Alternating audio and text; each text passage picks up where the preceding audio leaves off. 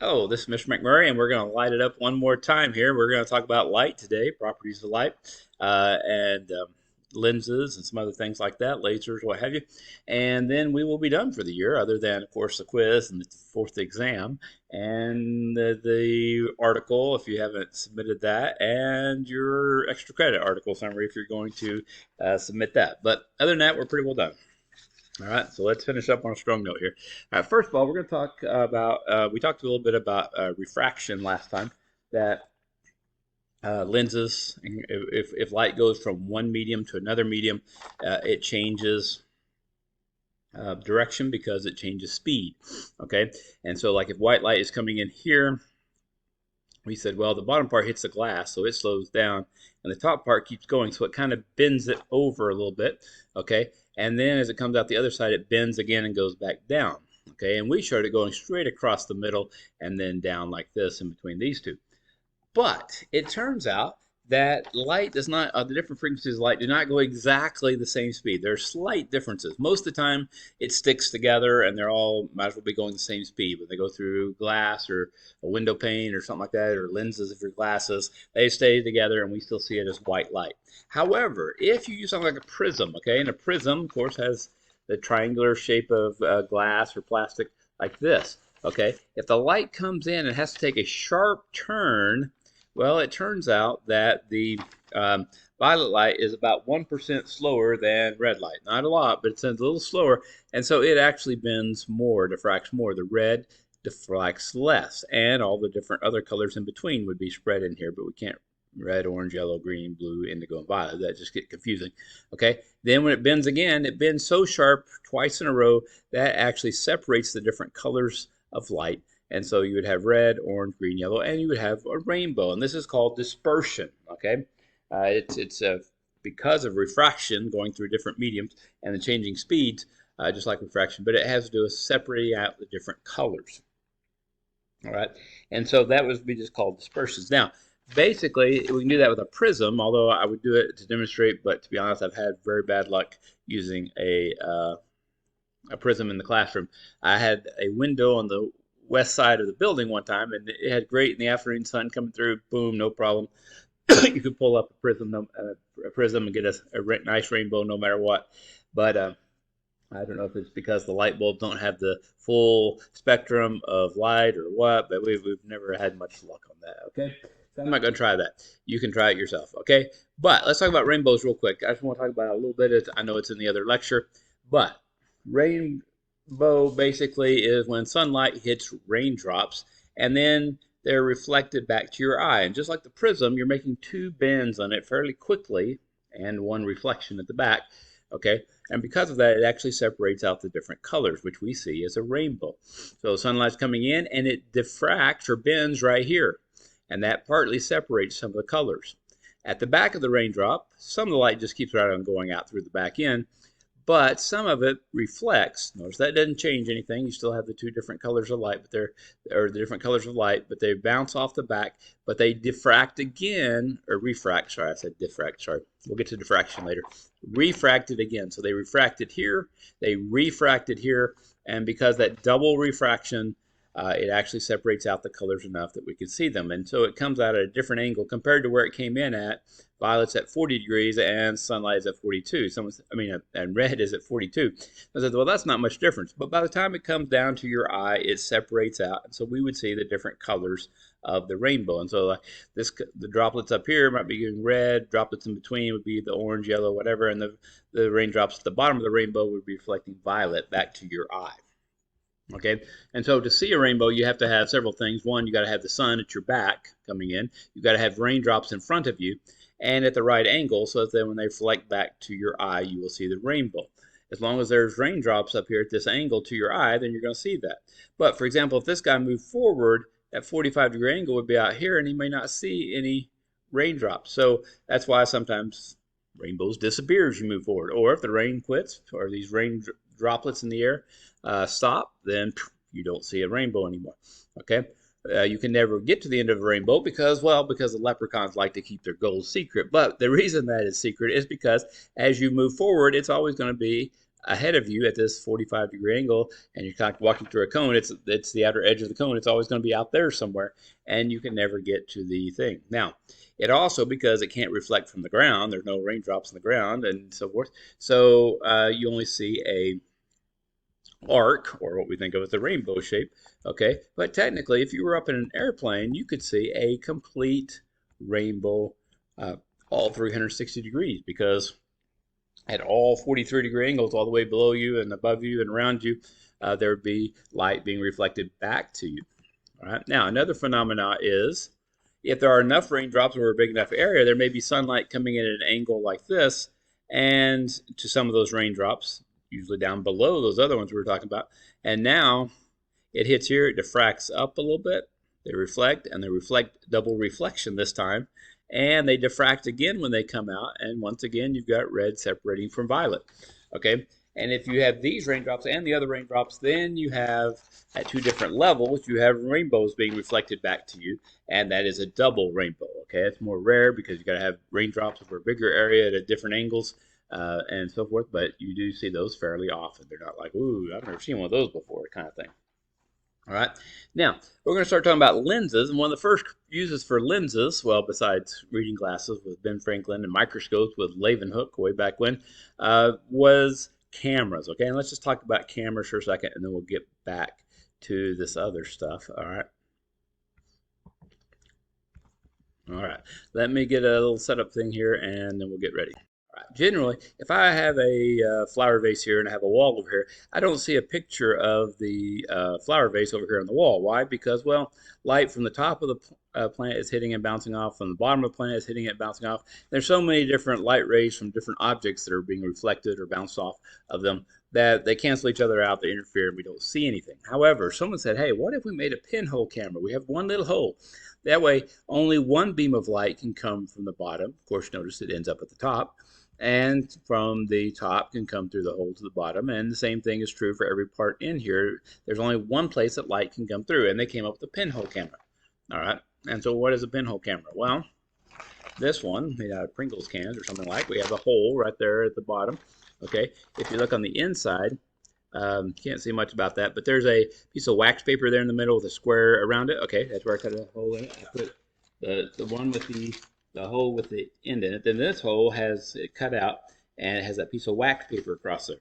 Okay, so if I point this toward a picture or something that we see, it should make a pinhole image on the other side. So we're going to try that and see if I can show it to y'all. That will be the hard part. So here we go. We're going to boldly go where we've never gone before. You can't really see it, just a big blur back here, but there is a light bulb. There we go, light bulb lit up over there with their light bulb. And what we're going to do is we're going to put the pinhole camera and try to see if we can get to where you can see the image on it. But I don't know if we're going to be able to do that or not. Let's try it. Let me try this again, then without the shade. Okay, so we're going to do it here. You can see the pinhole there. I don't want you to actually look at the pinhole so much. The light coming right through it.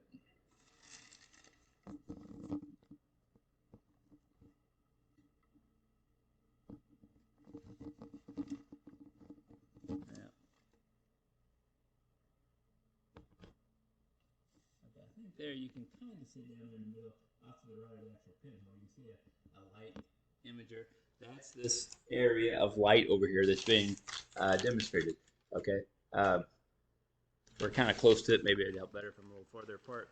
But that's basically what happens. You notice it wasn't a very bright image or a very good image. Okay. And a little glare part. I don't know how to keep it from being right there. But basically, you can see the light bulb there, and you can see the little fuzzy stuff around it. Okay. So that is basically our image. Okay. If you can tell, it's not nearly as bright as the real thing, but it does give an image of it. I'm still waiting for my eyes to adjust there. That's a little bright. Okay, but at any rate, that little dot that you saw there with the little shade around it, that was the light bulb and the light around it, which you can kind of see more like what it looks like there now. But anyhow, as you can see, it was a very dim image compared to what this was. And that was the problem, is that when you took a pinhole camera, it wasn't very much light, only one little ray of light from each part of the image, and so it took a long time. If you look at older pictures, very often, I don't know if you can see that, the people do not look like they're smiling. And part of this is because it takes, I don't know if you can see that very good or not. Okay, but partly this is because it takes a long time to get enough light on there. There's another person, but they always look very serious. Why? Because you should smile, and to keep your smile the same, you have to keep it just exactly frozen in place, and it's hard to do that because it takes muscles to smile. And so it was easier just to have a relaxed face, and you could hold that a lot easier, long enough for it to take a picture. Okay, now someone says, well, why don't we do that now? Well, it's found out that when they did a lens like this one, it would take light that's going through the lens here, it would bend and come in, it would take light from that same spot going here. So it was taking all the light that was being reflected back toward the lens and concentrate it back in here. And the same was true here at the top and here at the bottom, but also for all throughout. And so you got a whole much more light making this image on the negative, okay, which was a celluloid chemical thing. And so you had so much more light, you didn't have to sit there very long. In fact, we had cameras that could do, milliseconds or whatever. You could make it a very short time and still get enough light. And so they were called snapshots. Snapshots or photos. Well, that's what they're called, snapshots, because they were in a snap compared to having to wait for minutes. Okay, but anyhow, so lenses were a very big thing in optics, coming along, as well as, of course, glasses, but cameras and things like that were a really big improvement once you actually had lenses. Okay, so let's talk about lenses. All right. We have basically two kinds. We have convex lenses and we have concave lenses. All right, let me get you some examples here, and then we will look at those two. All right, that's Mr. McMurray, and we're here. We can see we have a little light box here that shoots out light, and you can see it just has a little cone-looking thing there that divides it into little lines, just so we can see the lines. Now, if we take our first lens, we're going to talk about convex. Okay, convex are the ones that curve out. I don't know if you can see that shape, but we'll put it up here just so you can see it better. All right, concave lenses are also known as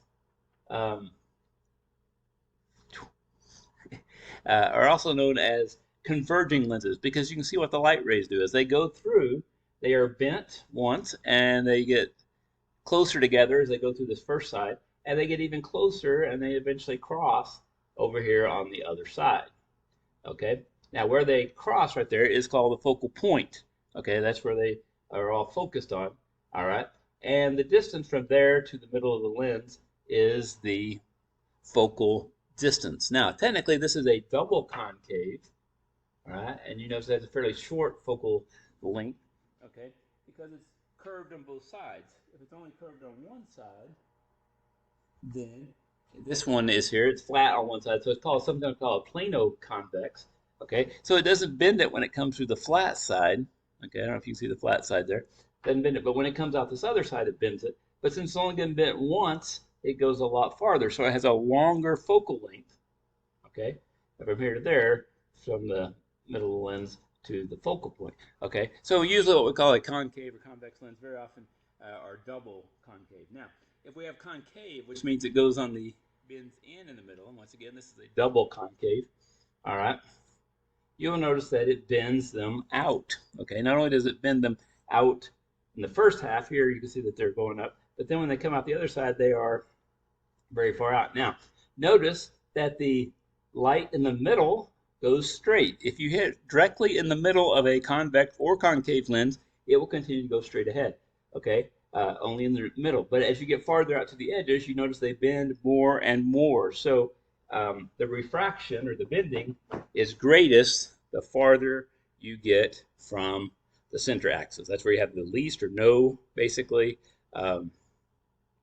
refraction, and then you have more as you get out toward the edges of the lenses. All right, and of course, then you can always get different lenses if you really want to get creative and say, Now we've got one that is square on both sides, but then it's got a slant up here on the end, and you can make it do things to the lenses also. Okay, they're going to come straight through this end, but then when they come out this end, they're going to speed up on the bottom as they get into the air, and they're going to go up to the top. Okay, but anyhow, that's a little hard to see, but that's a little bit. That's why we call them converging and diverging lenses. So now let's look at this. There's all different kind of lenses. There's one shape. This one I took out of a projector. Some are flat on one side, some are curved on both sides. There's a lot of different things depending on what you do.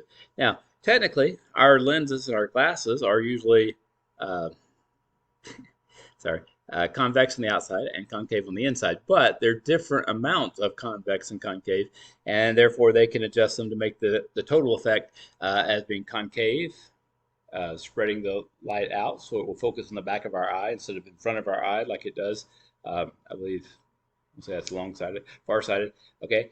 Or if it's concave, it can, if it's more of the concave is more emphasized on the outside, then it can bring them in tighter and make them converge. So that instead of focusing behind the eyeball, they actually focus on the back of the retina and the back of your eyeball so you can see things, okay? But anyhow, so what do the images look like? Well, it depends. If you have this is a concave lens, double concave on both sides. It's kind of square, so it's a little different than some of them. But if I get it up here, if I put my finger there, you will see that it is right side up, and it is bigger than it really is, okay? And it magnifies, okay? So it's a virtual image, but it is magnified and right side up.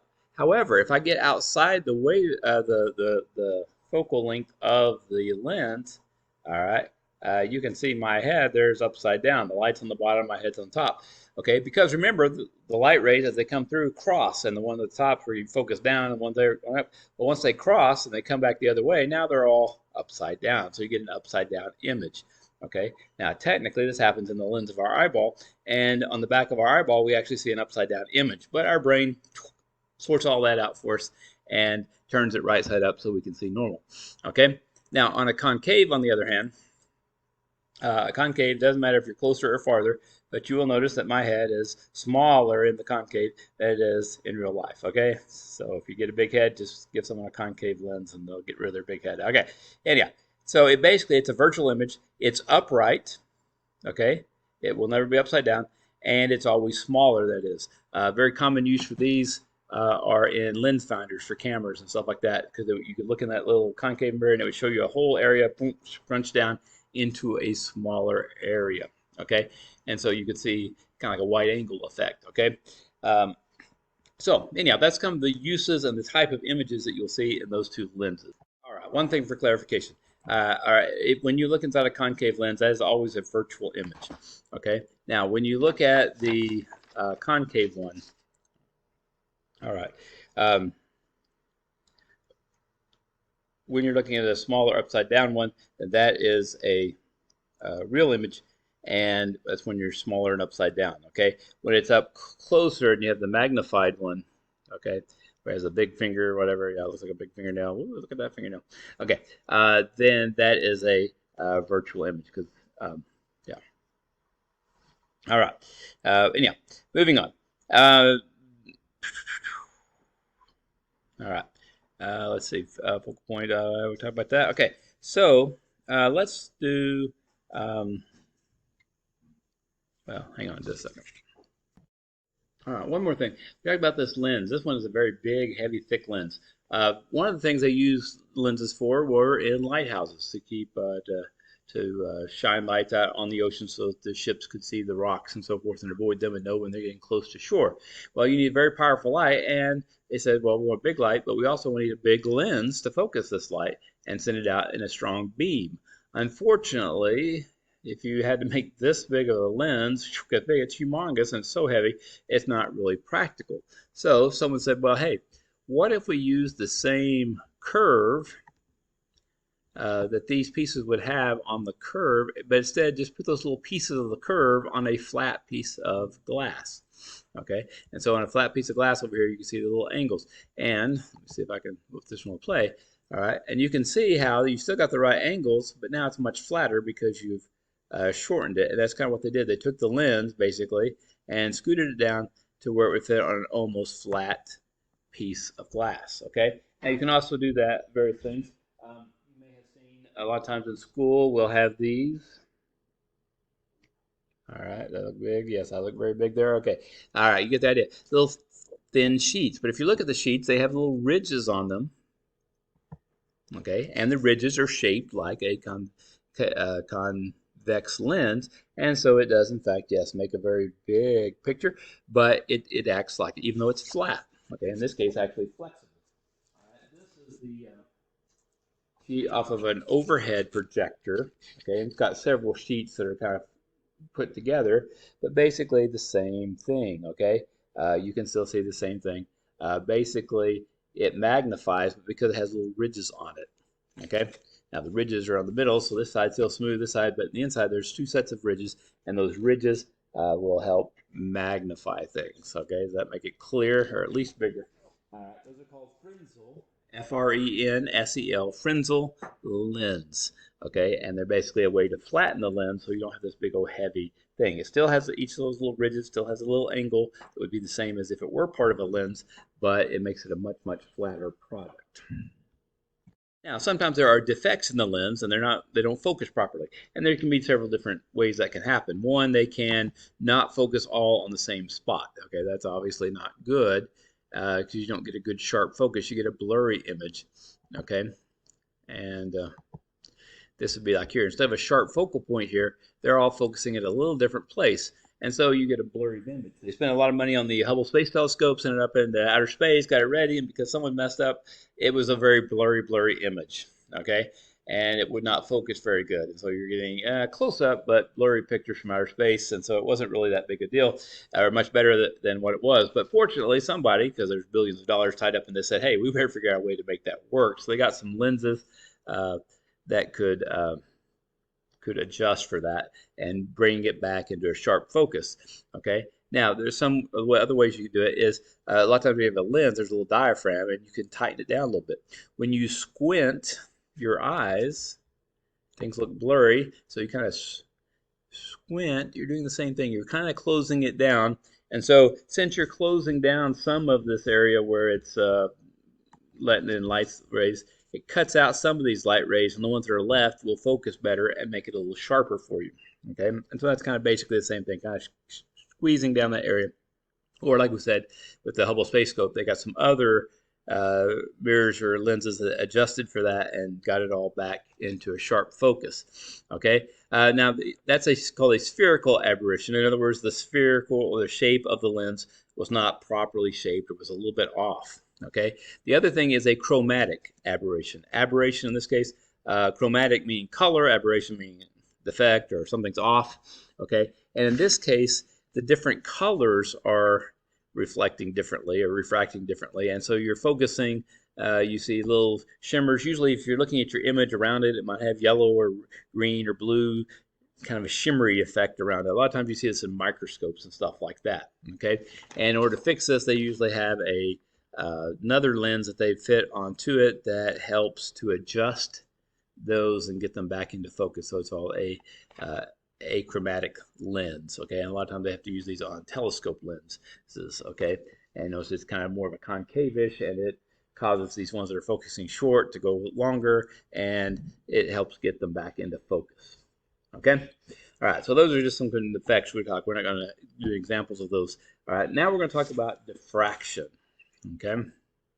Now, diffraction, this one's a little hard for me to do for you because I could give you a demonstration, but now, here's what you have to do. You have to promise to do this. Okay, yeah, I saw you over there. Yeah, I see. I said you need to do it. Yeah, you too. Okay, so you take your fingers and you look up at a bright light. If you don't have a bright light, go turn the light on. You don't need to be in the dark anyhow. That's not good on your eyes. Did your mom ever tell you that? My mom told me that. She's wrong, but she told me that. Okay, if you look up at a bright light, if you get your thumb and forefinger and get them really close together, right before they'll touch, you'll see a whole bunch of, it looks like the images of your dark light, dark light, dark light, okay? Doing, like that. And then right before they touch, and then it'll look like those dark ones all squeezed together, okay? What's happening here? Good question. Glad you asked. All right. Let's look at it a little bit differently, and I'll be right back here in just a second. All right, this is always an experiment. We're trying to do this on the screen here. But okay, if I have my hand and I have it right here, you can see that it makes a nice sharp shadow. I don't know if you can see it, but I can even see my hairs and everything right there. Why? Because this light is blocking light rays from there. Okay, and so you have light, very sharp light and dark contrast. But as my hand gets, let me get different hands. If I can get it. Oh no, I can't. Okay. As I get farther away from it, I don't know if you can tell that, but it gets blurrier around the edges. Okay, it's not as sharp as it was when I was up here close. As I get farther away, it gets a little blurry. Okay, let me borrow a chair here. Maybe I can do this even a little better. Okay, all right, there we go. Now, if I'm far away up here, it's not nearly as sharply defined around my fingers there.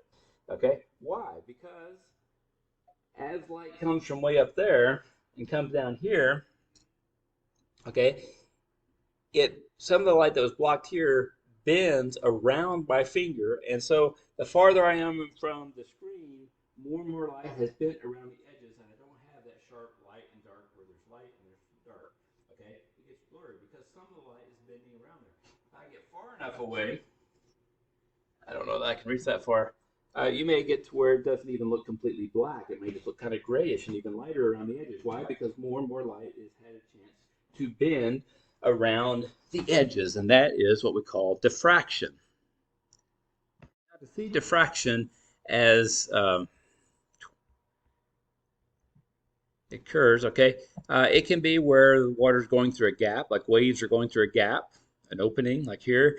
Okay, the waves hit this obstruction here, they stop, so right behind it, it's sharp, there is no waves. But as you get farther away, these waves start, as the waves get farther around, they bend over more and more. And if these were light rays, that's why you would get grayer or fuzzier at the edge of the shadow, because if you're up close to this, it would be a distinct light and dark.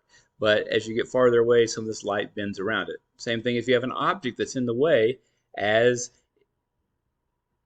once you get past the object, then the light rays start to come back and diffuse or diffract around it. Okay. Now it just happens that the shorter the wavelengths, uh, this doesn't happen as much. If they're real short wavelengths, it doesn't happen. It works better for long wavelengths. This happens with radio waves. If you're downtown in a lot of buildings and stuff like that, sometimes you'll get better reception on AM stations. Why? Because they have longer wavelengths, a lower frequency, and they bend around buildings better. But we know in general, FM have better stations. They have a higher frequency and they don't diffract as much. So they're not real good sometimes in downtown cities and stuff if you get blocked from the signal, but they are good for sending a longer distance. Same thing happens in light. If you look at lights on microscopes, they tend to be blue, indigo, violet. That end of the spectrum, the higher frequency, because that way when you look at it, you get a sharp image instead of a bunch of blurry where the light bends around it. Light coming up the microscope to your eye, it goes straight around the object and so forth, except for the opposite of this. Instead of the light going this, we're talking about light bouncing off. And you get a very sharp image, whether if you had the diffraction, then it would be kind of blurry and it'd be hard to see it. Okay, so it works, there's more diffraction, the longer the wavelength, the lower the frequency. The higher the frequency, the less diffraction you have. All right. Now, another thing you may have heard of is diffraction grating. These are glasses that you can look at, okay? And that looks funky to me, but not to you probably, because you're seeing a guy thinking, wow, he's putting on those dorky glasses. How wonderful. Okay, but if I turn it this way and I put this in front of your eyes, woo, now you can see that looks like a rainbow spectrum around each of these, okay? And what happens is there is a uh, little slits in this. They look like clear more or less, but they got little slits in them, and that allows the light to diffract. Well, when it diffracts or bends like that, it separates out the different colors sometimes, just like dispersal through dispersion through the prism does. And so you see this little rainbow thing around everything. It makes everything look all funky, right? Okay, and that's diffraction. And this is diffraction grating. Okay, now let's go over here. I should have turned this off and moved it, but I'm not. So if you'll go out at Christmas tree lights and look at them, or lighting displays, yeah, there's lights. That's neat. But if you put the diffraction grating on, woo, then you get a whole different effect from all those. Okay, obviously the person driving the car probably shouldn't be wearing those because it may freak them out. But it's good for everybody else. You get a much better effect from all those Christmas tree lights if they're diffracted. All right, don't worry about that. You're not laying on your back. You're not being operated on or anything. But we are trying to get this piece of paper here. Okay, this is just a little paper with a slit in it, kind of like what we did with the thumb and forefinger a minute ago. And if we can do this right before it touches, of course it worked when I was not taping it, but we'll try it again here. Right before they touch, you should be able to see where you get all those little dark lines right before, yeah, kind of right in there. Yeah, I see that little film, and that's interference. As things diffract around the curve, they curve in toward the middle, but when they hit each other in the middle, they kind of overlap. All right. Hope I didn't make anybody seasick there. Okay, but they kind of overlap, and so let me see if I can find my picture real quick. All right.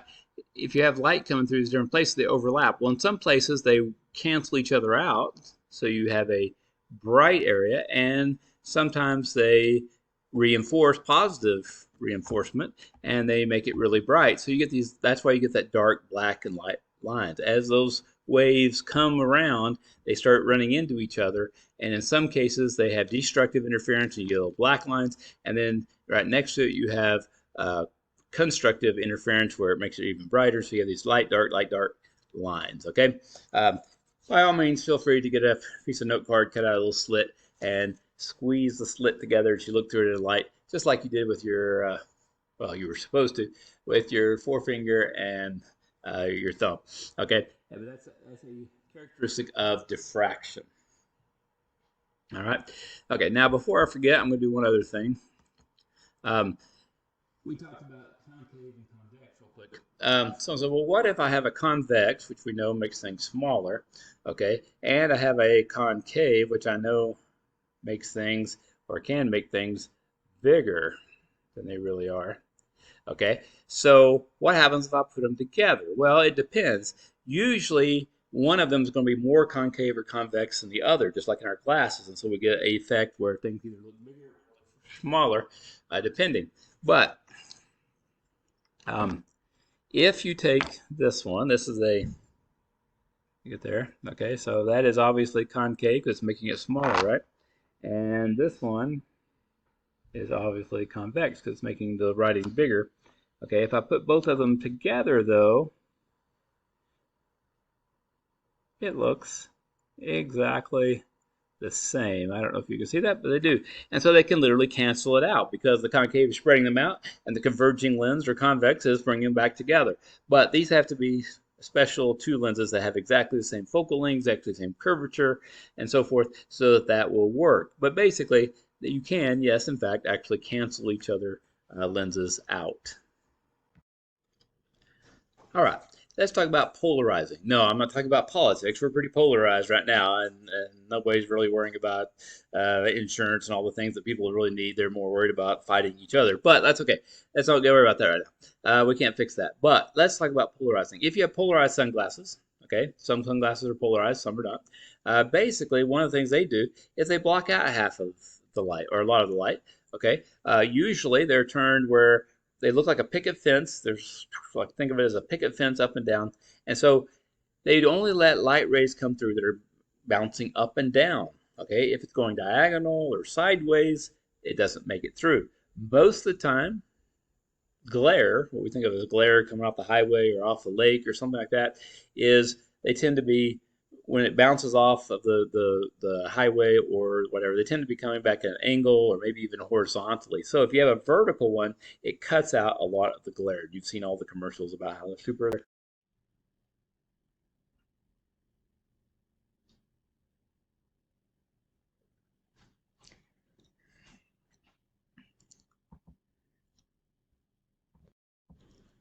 All right. Now, another thing is the photoelectric effect, or it can be uh,